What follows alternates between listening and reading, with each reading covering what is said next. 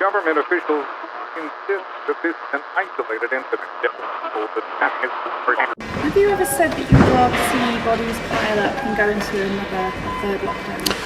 No, but again, I think the important thing I think people want us to get on and do as a government is to make sure that the lockdowns work, and they have. And I really pay tribute to the people of this country, this whole country of ours that have really pulled together and working with the vaccination programme. We've got the disease under control. I mean, the numbers of deaths, the number of hospitalisations are currently very low. That doesn't mean that we've got it totally licked. It doesn't mean that COVID is over.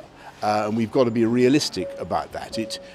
Unfortunately, there probably will be another wave of the disease. We've built up what I think are some pretty robust fortifications against the next wave. We'll have to see how strong they really are in due course. But in the meantime, everybody could come forward and get your vaccine when you're asked. So you're hoping there won't be a third wave, but you didn't make those comments about the bodies?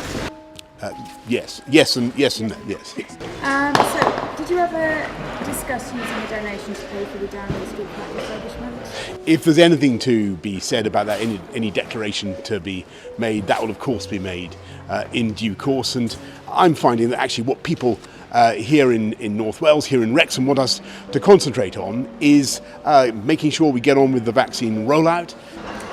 Did you try to encourage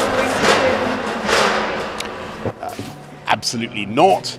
But again, I'm finding that a lot of this stuff that people are talking about is actually not what's coming up on the doorstep, or the issues that people are raising with me. What people want to know about is what is the government doing to get on with our agenda to unite and level up across the country.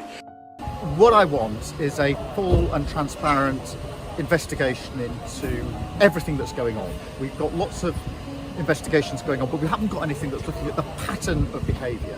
And day after day there are new allegations of sleaze, of favours, of privileged access. We need a full investigation to get to the bottom of that, and most importantly make recommendations about change, because we need to change the rules.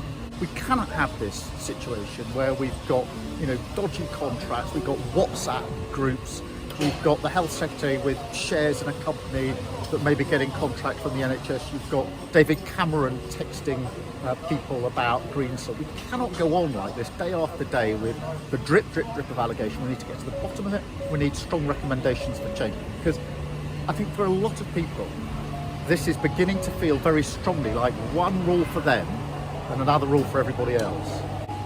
Because it's very important that we have answers in relation to the redecoration at Downing Street. And it's all very well the Prime Minister saying now, I'm paying for it. The critical question was, what was the original arrangement? And why is it so complicated? If there's a straightforward answer, well, give it. Government officials insist that this is an isolated incident.